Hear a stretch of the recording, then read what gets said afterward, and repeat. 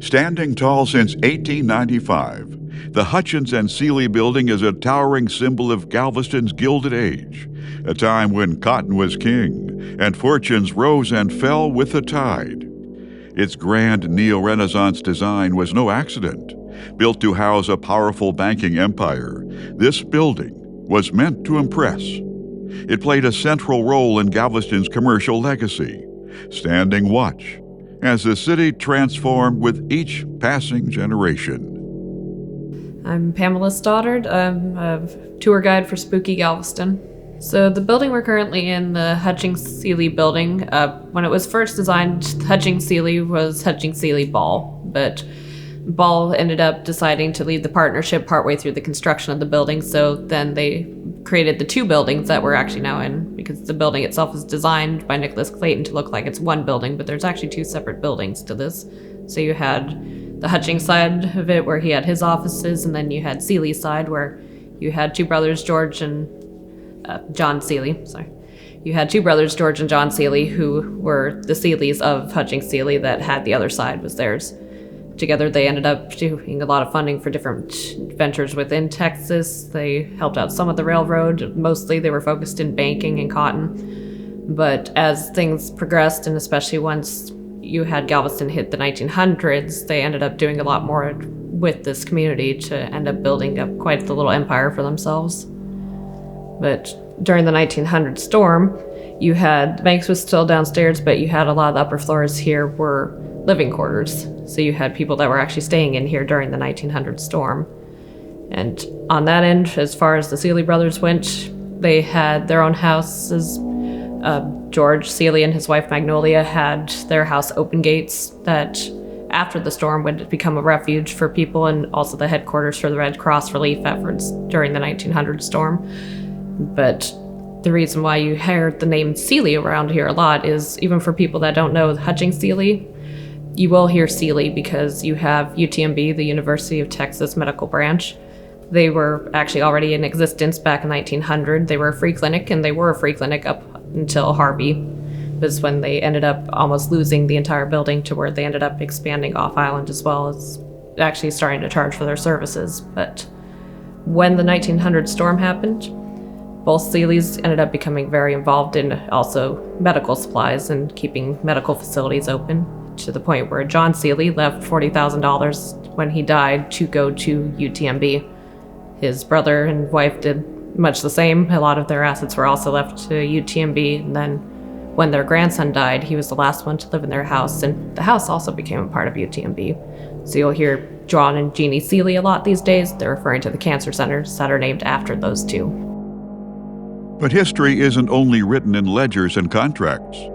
Beneath the ornate ceilings and sweeping staircase are echoes of a different kind. Today, the building hosts 3 floors of bustling shops, and yet, employees speak of cold spots that appear from nowhere, of voices heard in empty rooms, of footsteps with no source, and the unsettling feeling of always being watched.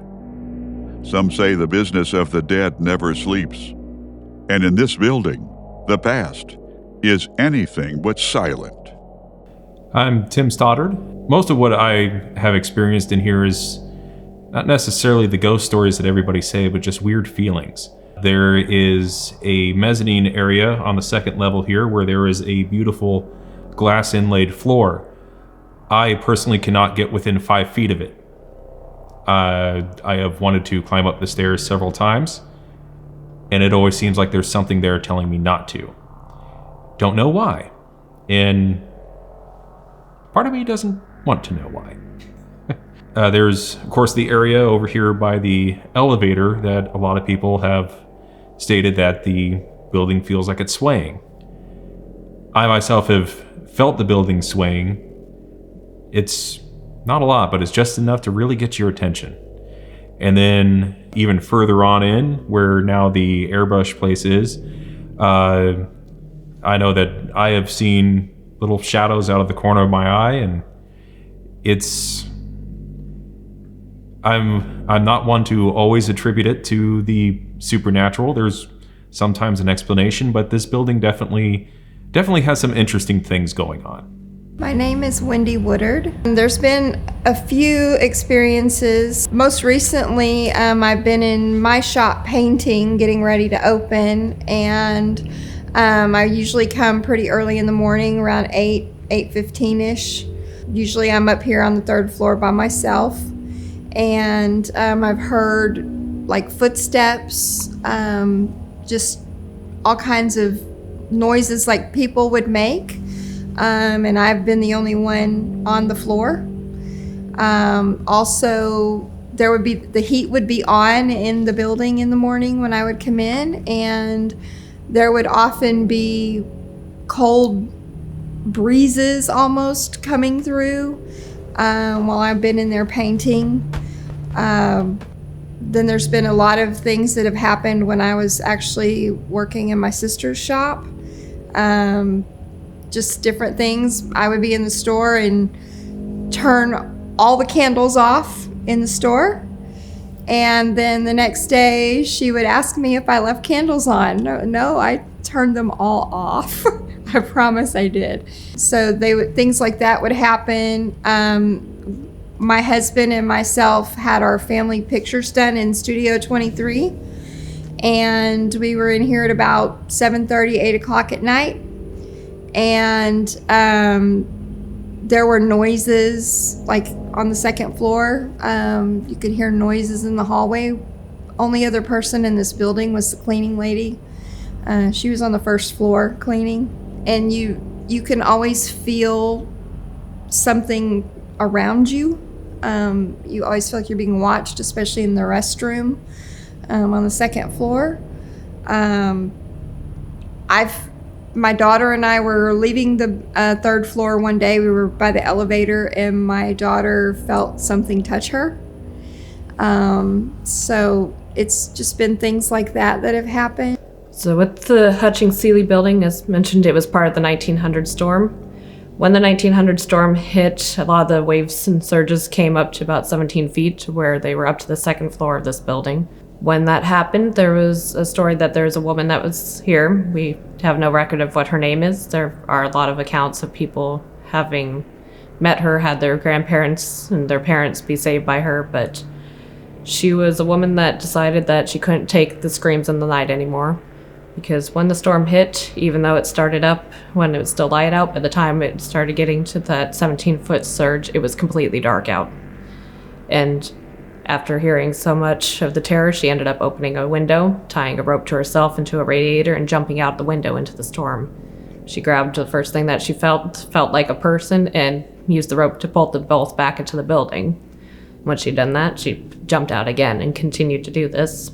After she had gotten some people saved into the building, they tried to discourage her from doing it again, but she wasn't going to let them dissuade her unless somebody else would take her place. So instead, they ended up manning the rope, and she pulled in more people. On one side of the room, she piled up basically the dead so that they could later be identified by their families. The other side of the room was all the people that were still alive, so they could try to help take care of each other. And then finally, as the storm surge started going down, she went down on the stairs and did the same. Like I said, unfortunately, we don't know her name. That was never recorded, but there are a lot of diary entries and first-hand accounts of being saved by the schoolmarm. And from the stories that we found, it was either a couple weeks or a couple months later, but she ended up dying of pneumonia. So she managed to live through the storm, but unfortunately she didn't see much after. So with the schoolmarm, there are people that have said that they've seen her, both in the windows and on the staircase. It's a very common place for people to say that they've seen her, as well as people have seen her walking past the windows. Other hauntings include there is a store downstairs called Tina's. Tina's has had some experiences with seeing what they thought was a little boy running around in there, and they've often found that their things are knocked on the floor when they get in the mornings and have to spend a little bit of the morning putting things back together. And then there is a art supply store next to the elevator, and both in the room of the art supply store as well as just in front of the elevator, there are several people that, if it is a breezy day, you can feel this building swaying. But if it's not a breezy day, there's some days that you can still feel it swaying as if it is. To where there's a lot of people that believe it's residual energy from the terror of that storm. So there is a space, there's an attic space, which is a little awkward to call it an attic space since it's not on top of the building, it's actually to the side a little bit. If you go up to the 3rd floor, there's a back corner that's attic space at the moment. A lot of the different people that are using the building are able to use this as storage space. But when you go back into it, it's all very unfinished, looks like it's still very torn down. A lot of the refurbishing efforts haven't reached that far yet, and there's a staircase that goes to nothing. It's currently walled off, but there are people that do not like to go on that staircase because they say that they've seen a man on it. And a lot of people in general, once you get to about halfway to this staircase in that room, will start to feel uneasy.